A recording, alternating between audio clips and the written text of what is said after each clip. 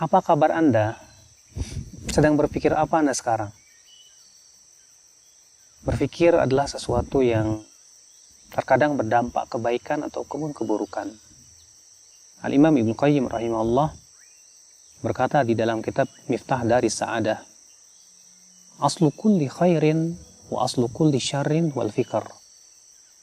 Asal segala kebaikan dan asal segala keburukan adalah berpikir. Kok bisa begitu? Ya, kalau kita pikir-pikir memang betul. Sebab ketika seseorang berpikir sesuatu, biasanya akan merubah suasana hati. Lalu kemudian menimbulkan niat. Sebuah contoh misalnya. Kalau ada seorang laki-laki melihat wanita cantik, kemudian ia berpikir dan memikirkan wanita tersebut. Akhirnya apa? Akan menimbulkan niat ingin mendekati wanita tersebut, ingin memiliki wanita tersebut. Seorang istri ketika melihat kesalahan atau kekurangan suaminya, lalu ia memikirkan kekurangan demi kekurangan itu, akhirnya suasana hatinya akan berubah. Lalu kemudian berkurang rasa cintanya mungkin kepada suaminya.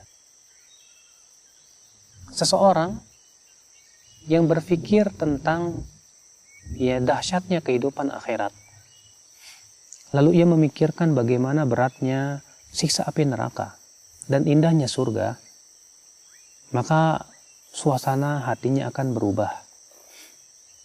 Dia akan menimbulkan niat untuk berbuat kebaikan dan menjauhi keburukan. Seseorang ketika berpikir tentang sesuatu selalu akan merubah keadaan suasana hatinya, sehingga itu akan menimbulkan niat, dan niat adalah merupakan awal dari perbuatan. Ikhwatul Islam azanillahu wa iyyakum. Islam menganjurkan kita untuk selalu berpikir yang positif, terutama memikirkan sesuatu yang bisa menambah keimanan kita. Allah Ta'ala berfirman, alladzina yadhkuruna Allaha qiyaman wa qu'udan wa ala junubihim,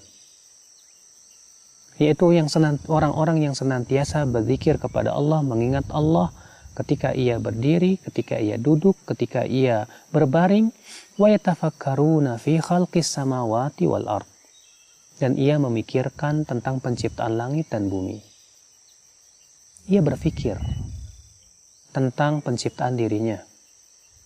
Ia berpikir tentang waktu-waktunya. Maka ketika seseorang berpikir dan pikiran tersebut sesuatu yang bermanfaat untuknya, maka itu akan menimbulkan suasana hati yang berbeda. Lalu kemudian mendatangkan niat. Niat itu kemudian tergantung dengan pemikirannya. Akhal Islam azanillahu wa iyyakum. Allah Subhanahu wa Ta'ala seringkali mengajak kita berpikir mengenai hakikat tentang kehidupan ini.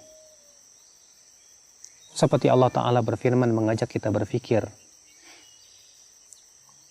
am khuliqu min ghairi syai'in am humul khaliqun am khalaqus samawati wal arda bal la yuqinun. Apakah mereka diciptakan dengan tanpa sesuatu, ataukah mereka yang menciptakan dirinya sendiri, ataukah mereka yang telah menciptakan langit dan bumi dan mereka tidak akan yakin itu. Subhanallah ya akhi, di sini Allah mengajak kita berpikir tentang siapa hakikat pencipta. Allah mengatakan am khuliqu min ghairi syai'in am humul khaliqun. Apakah mereka diciptakan dengan tanpa sesuatu? Artinya mungkinkah mereka ada dengan sendirinya? Am humul khaliqun, ataukah mereka yang menciptakan dirinya? Dan kedua-duanya tidak mungkin itu. Pastilah ada yang menciptakan, yaitu Allah Subhanahu wa Ta'ala. Makanya Jubair bin Mut'im berkata, ketika aku mendengarkan ayat ini, kada qalbi an yatir, hampir-hampir hatiku terbang mendengarnya. Coba di dalam Al-Quran seringkali Allah Subhanahu wa Ta'ala mengajak kita berpikir. Allah berfirman, وَتَرَى الْأَرْضَ خَاشِعَةً فَإِذَا أَنْزَلْنَا عَلَيْهَا الْمَاءَ اهْتَزَّتْ وَرَبَتْ kamu lihat kamu lihat bumi itu kering kerontang. Maka apabila kami turunkan air, ternyata kemudian bumi itu menjadi hijau. Innalladzi ahyaha lamuhyil mauta. Sesungguhnya yang telah menghidupkan tanah yang telah mati itu, dialah yang menghidupkan orang yang telah mati, orang yang telah meninggal. Di sini Allah mengajak kita berpikir tentang hakikat daripada kehidupan. Kalau Allah mampu untuk menghidupkan tanah yang kering kerontang, maka Allah pun mampu untuk menghidupkan yang telah mati menjadi tulang belulang kemudian hidup kembali.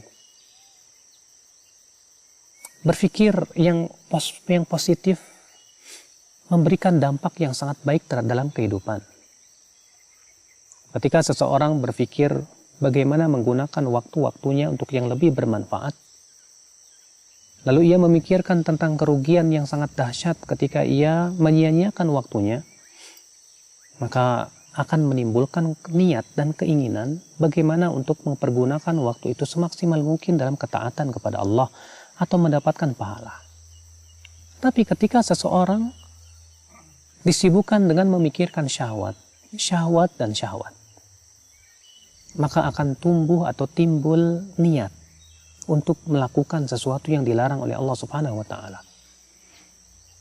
Oleh karena itu ya akhi azani Allah wa iyyakum, siapa yang bisa menjaga pikirannya, maka ia akan bisa menjaga hatinya.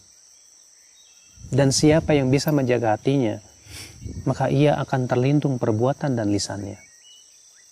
Sebaliknya, mereka yang tidak bisa menjaga pikirannya, yang ia selalu pikirkan adalah syahwat dan hawa nafsunya, maka itu akan berpengaruh kepada suasana hatinya, sehingga hatinya dipenuhi dengan keinginan-keinginan yang tidak baik.